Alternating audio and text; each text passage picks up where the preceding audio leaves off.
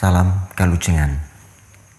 Kembali bersama dalam rese renungan sederhana, dan judul rese kita hari ini adalah kualitas hati.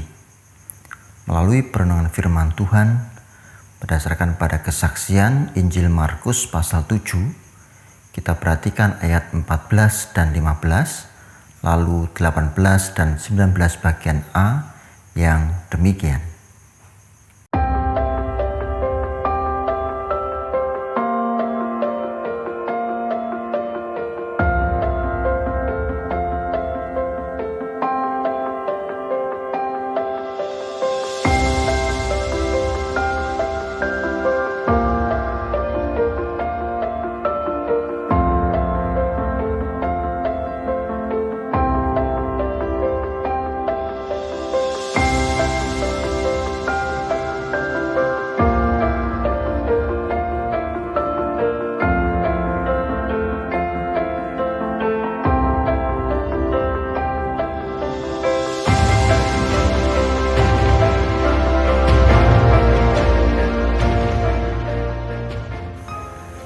Bapak, Ibu, Saudara, dan anak-anakku yang terkasih, di mana-mana ada konflik, di pasar, di terminal, di pinggir jalan, di keluarga, bahkan di gereja.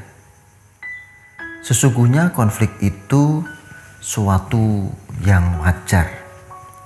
Tetapi jika tidak ditangani dengan benar, konflik akan merusak dan menghancurkan suatu relasi. Jika sudah demikian, bisakah kita merasakan kebahagiaan? Tentu saja tidak.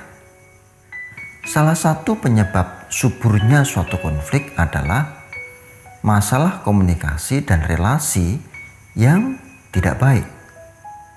Ketika relasi tidak baik, maka pola komunikasi yang terpilih juga buruk. Ketika relasinya tidak baik, komunikasi yang dipilih buruk. Kecenderungannya akan melakukan kekerasan secara verbal seperti mencaci, memaki, menghina, dan lain sebagainya. Itulah sebabnya banyak orang berlomba mengatasi konflik dengan cara menciptakan metode-metode komunikasi dan relasi, sehingga kualitas diplomasi pun dipelajari. Apakah itu sudah cukup? Jawabnya belum. Yang diperlukan kualitas hati, bukan kualitas diplomasi. Dengan hati yang berkualitas, memampukan kita memiliki hikmat dan akal budi. Dengan hati yang berkualitas, kita mampu melihat segala sesuatu dengan lebih jernih, lebih indah. Baik, kita berhenti di sini. Mari kita lanjutkan dengan memperhatikan perikop kita. Dalam kisah Injil Markus saat ini, Kristus sedang mengkritisi suatu pendapat bahwa kualitas hati bisa rusak karena apa yang dimakan orang, karena apa yang masuk ke dalam. Hati yang dimaksud tentu bukan liver, saudara, melainkan hati terdalam yang mendasari suatu kehidupan. Kristus memiliki konsep realistis sederhana tentang makanan, bahwa makanan apa yang dimakan orang tidak mempengaruhi hati atau kualitas perbuatannya. Apakah ada yang pernah melihat begitu seseorang makan tiwul langsung berubah menjadi jahat? Ada orang makan klepon langsung berubah menjadi seorang pembunuh? Ada orang yang minum dawet tahu-tahu berubah menjadi bengis? Tidak, kan? Benar apa yang dikatakan Tuhan. Apapun yang masuk ke dalam tidak menajiskan. Karena ia akan masuk ke dalam perut, diolah di sana, lalu dibuang lagi di jamban. Justru kata Tuhan, kita harus berhati-hati. Karena apa yang najis dan buruk itu tergantung oleh hatinya. Apa yang keluar dari seseorang, itulah yang menajiskan. Jika demikian, benar kesimpulan di atas. tentang bagaimana kita memperhatikan kualitas hati, bukan kualitas diplomasi untuk mengatasi konflik. Hati yang baik akan menentukan apa yang keluar dari hidup kita juga baik. Maka jika hati kita baik, perilaku kita juga akan baik. Namun mari perhatikan Yakobus 1 ayat 21. Demikian.